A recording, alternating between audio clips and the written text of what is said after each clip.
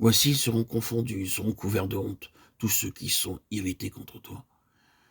Ils seront réduits à rien, ils périront ceux qui disputent contre toi. Ésaïe 41, 11. En tant qu'être humain, nous sommes très craintifs, mais cependant nous devons affronter de sérieux obstacles durant notre marche chrétienne. Toute crainte ou difficulté, qu'elle nous vienne sous la forme d'une tentation, d'une épreuve ou d'une souffrance, nous apparaît comme une montagne. Mais la promesse du verset 16 demeure, tu les vanneras et le vent les emportera. Tout obstacle si rude qu'il puisse être peut être absolument vaincu par la foi dans le Seigneur Jésus-Christ.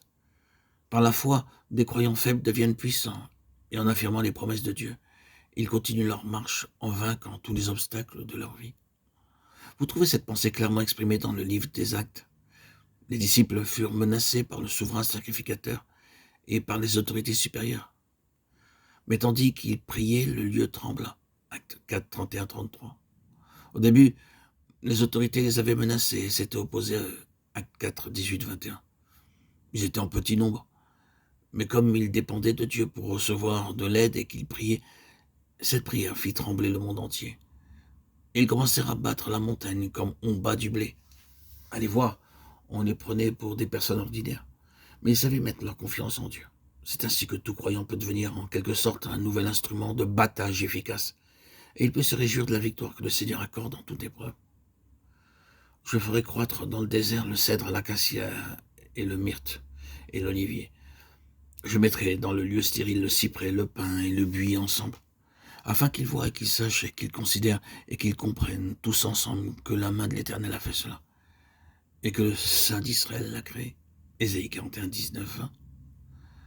En tant que pécheurs, nous ne pouvons même pas produire des grâces toutes ordinaires. Nous sommes stériles et nous n'avons rien. Mais le Seigneur dit, je vous rendrai semblable au cèdre, au myrte et au pin. Ce sont les arbres qui donnent le meilleur bois.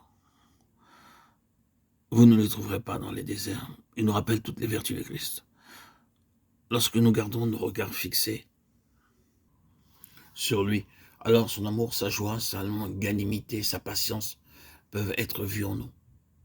On peut voir toute la beauté et la gloire de Jésus dans un croyant qui est préparé à être la propriété de Dieu. Je ferai marcher les aveugles sur un chemin qu'ils ne connaissent pas. Je les conduirai par des sentiers qu'ils ignorent.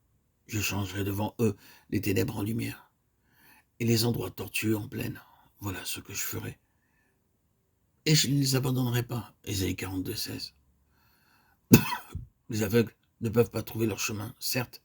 Ils peuvent se déplacer sur de courtes distances pour venir prendre la nourriture et le thé à table, mais ils ne peuvent pas parcourir seuls de longs trajets.